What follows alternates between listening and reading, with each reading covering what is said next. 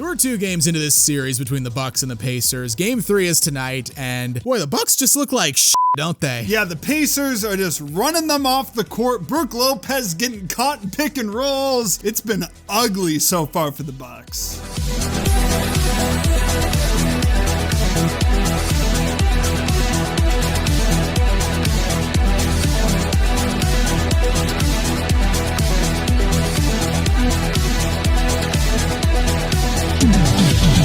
Before we start talking about the Bucks, if you haven't already, make sure to leave this video a like, give us a subscribe, and hit that notification bell so you never miss out on one of our videos. So before this series, I predicted the Bucks would win this series, basically because I was like, Giannis is just he's gonna go supernova, he's gonna go Superman mode, and carry the Bucks to victory. Like, I looked at the series they had last year, Bucks won 2 games despite Giannis not playing a single game, and even with like the info we had at the time, which was pointing more towards Dame missing more of the series than he played in, I was like, Giannis, the form he's in down the stretch of this season, I believe in him, I think he's gonna play insanely well and the Bucks are gonna win. Well, Giannis has played insanely well. He's averaged 35 points, 15 rebounds, and 4 assists a game, so I guess you could say his assists are slightly down. I wonder why as I glare menacingly at Taurean Prince and Kyle Kuzma, but Giannis is playing very, very well, and the Bucks are getting smashed. I mean, I called this You straight did. up. You got this 100% on the money. I mean, I said Pacers in 6, though it might be shorter, but I basically thought, you know, the Pacers, the pace, the deeper team, the more well-rounded team, like Giannis would go off and the supporting cast wouldn't be there. And that's what we've seen so far. The Bucks did play a little bit better in game 2 with Dame returning, not necessarily because Dame returned, like he wasn't great and clearly looked gassed and was absolutely horrid on defense in that first quarter. I've seen a lot of bad defense from Damian Lillard. That might have been near the top. They were shooting over him. He was gassed. I mean, he looked like a guy who hadn't played in like a month plus. And overall, the start for the Bucks was just awful. Pacers put up 40 first quarter points. I think they said on the broadcast for the game, most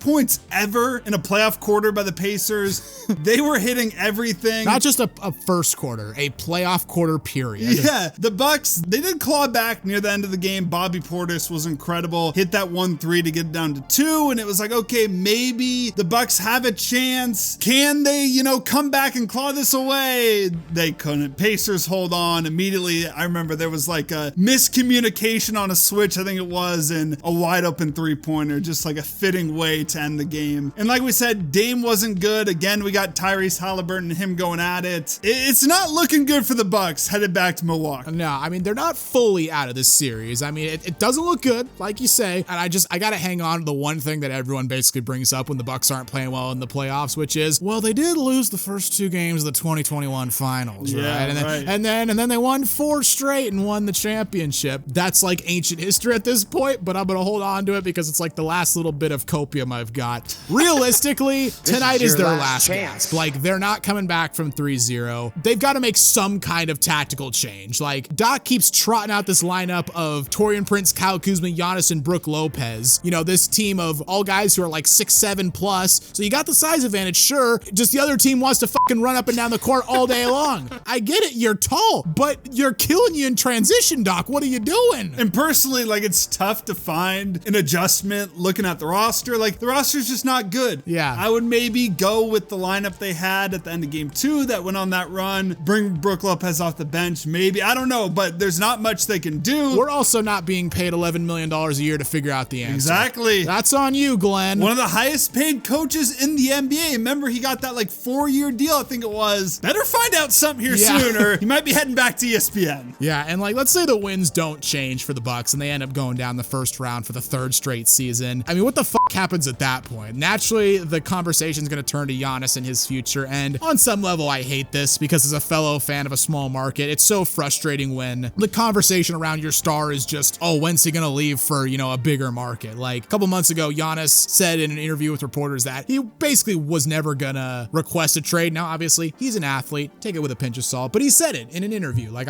they'd have to push me out for me to leave. And no joke, the next fucking day, Shams goes on ESPN and is like, no, Giannis would ask for a trade if he felt like he couldn't win in Milwaukee. It's like, you can't win if you're a fan of a small market team and you have a superstar, because the media is always going to be like, well, have you ever considered playing in New York City? That being said, we're now going to speculate on where Giannis could potentially get traded. And before we get into the more realistic teams for Giannis, I got to pitch my idea right here. Okay. We say, Milwaukee, you need to enter a rebuild. We'll give you those picks back, the pick swaps, maybe Shaden, basically anyone besides Tumani and Denny. Okay. And we'll take Dame and Giannis off your hands.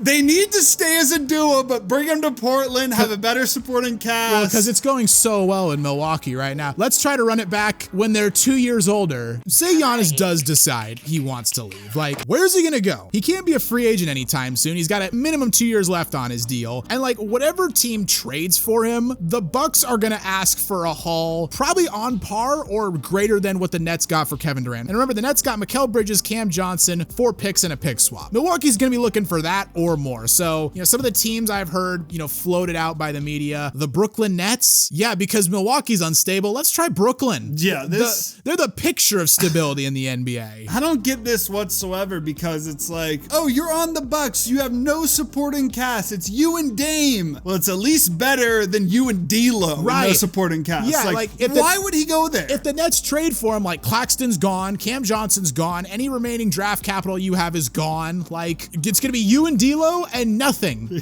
for years on end. The Knicks also inevitably are going to be thrown in the picture. I've seen a lot of like, oh, maybe they could, send out Cat to Milwaukee, which if you're the Bucks and you're trying to start over, do you want Cat? No, you do not. You could reroute him maybe in a 3-team deal, but this doesn't make any sense aside from the fact that the Knicks play in New York City and it's a big market. And then the most brain dead take I've seen was from Marcus Morris on First Take, where he said both Giannis and Dame should go to Miami.